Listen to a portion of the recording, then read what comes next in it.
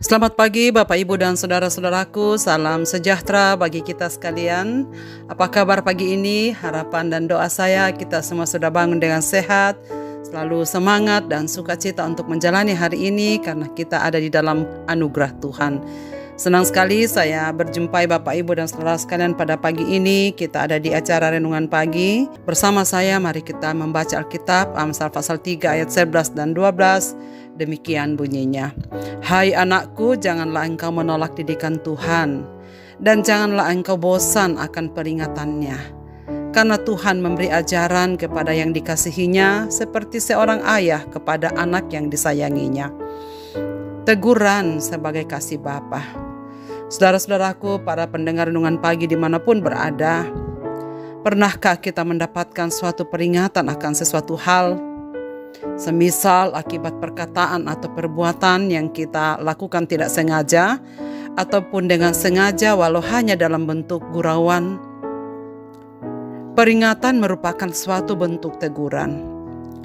Teguran merupakan suatu usaha yang dilakukan oleh seseorang guna memperingatkan orang lain atau perkataan atau tindakan, sehingga orang tersebut dapat memperbaiki diri dan tidak melakukan kembali perbuatannya yang kurang berkenan, yang dapat disebut juga sebagai kritikan.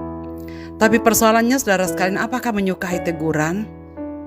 Pada umumnya tidak suka. Sebab teguran sangat tidak enak. Namun teguran seringkali menjadi cara terbaik untuk kebaikan. Salomo, penulis Amsal ini, berharap agar anaknya mau dididik oleh Tuhan. Ia yakin Tuhan selalu menginginkan yang terbaik untuk umatnya. Terkadang Tuhan mengizinkan kita mengalami pencobaan atau kesulitan-kesulitan supaya kita hidup sesuai dengan kekudusan dan kehendak-Nya. Bila kita lalai melakukan sesuatu yang menyimpang dari jalan Tuhan, kita akan mengalami sesuatu yang mungkin merupakan peringatan dari Tuhan. Kita disadarkan untuk kembali ke jalannya. Hal itu menunjukkan bahwa Tuhan begitu mengasihi dan memerhatikan kita.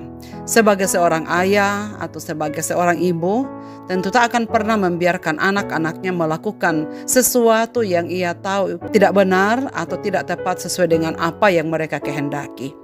Sebagai Bapa yang baik, Allah juga pasti akan menegur. Karena teguran sangat berarti bagi Allah untuk kepentingan semua orang-orang atau umat-umat yang Ia kasihi. Dalam terjemahan yang lain dikatakan, anakku, jangan meremehkan teguran Tuhan, juga tidak bosan dengan koreksinya. Dalam Ayub pasal 5 ayat 17 dikatakan, lihatlah berbahagialah orang yang ditegur Allah, karena itu janganlah engkau menganggap enteng didikan yang Maha Kuasa. Demikian juga dalam Mazmur 94 ayat 12, berbahagialah orang yang engkau hajar ya Tuhan, dan yang mengajari dia tentang hukum-Mu. Jadi sebenarnya teguran adalah kebahagiaan. Sang guru yang bijak meminta para pembacanya untuk rela menerima didikan Allah. Di sini kata didikan diterjemahkan jelas dengan teguran. Sebagai Bapa yang baik dan penuh kasih, Allah berbicara melalui Roh-Nya dan kitab suci untuk menegur perilaku kita yang merusak diri sendiri. Didikan Allah itu didasarkan pada hubungannya dengan kita dan bersumber dari kasih serta kerinduannya untuk memberikan yang terbaik bagi kita. Terkadang didikan itu hadir dalam bentuk konsekuensi atas tindakan kita, dan terkadang Allah memakai orang lain untuk menunjukkan kelemahan-kelemahan kita.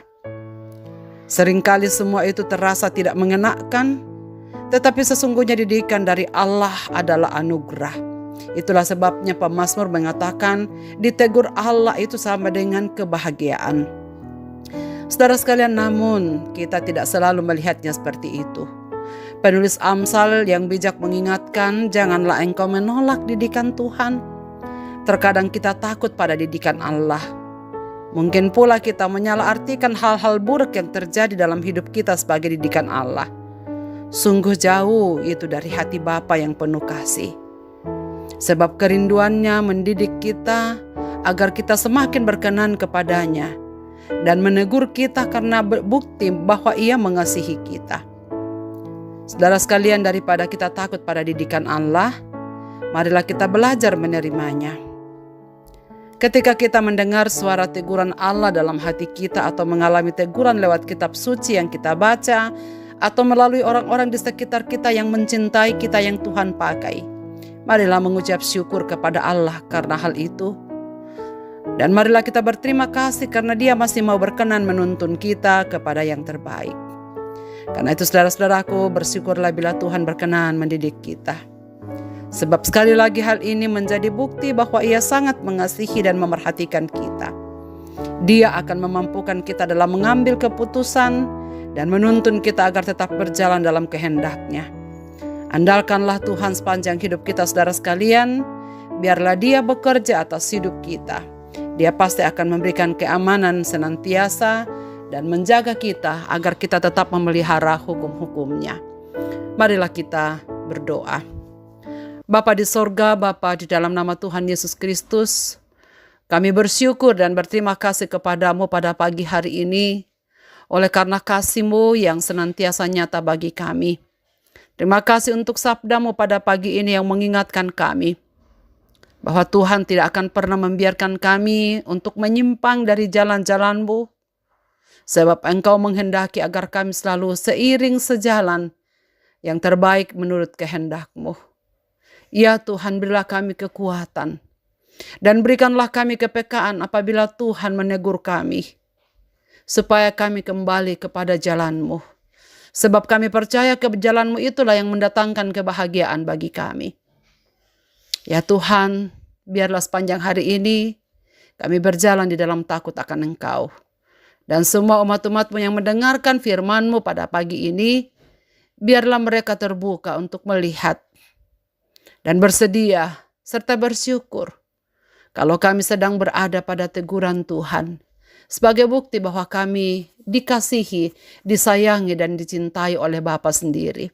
Terima kasih ya Tuhan. Ke dalam tangan kasih-Mu kami serahkan kehidupan kami sepanjang hari ini. Berkatilah kami semua di dalam tugas tanggung jawab kami. Biarlah sepanjang hari ini kami jalani dengan baik. Umat-umat-Mu, para pendengar renungan pagi ini dimanapun mereka berada dalam segala keadaan mereka. Ya Tuhan, ulurkan tangan kasih-Mu buat mereka. Mereka yang sakit, berikanlah kekuatan, berikanlah kesembuhan pada waktunya. Angkat segala sakit penyakit mereka.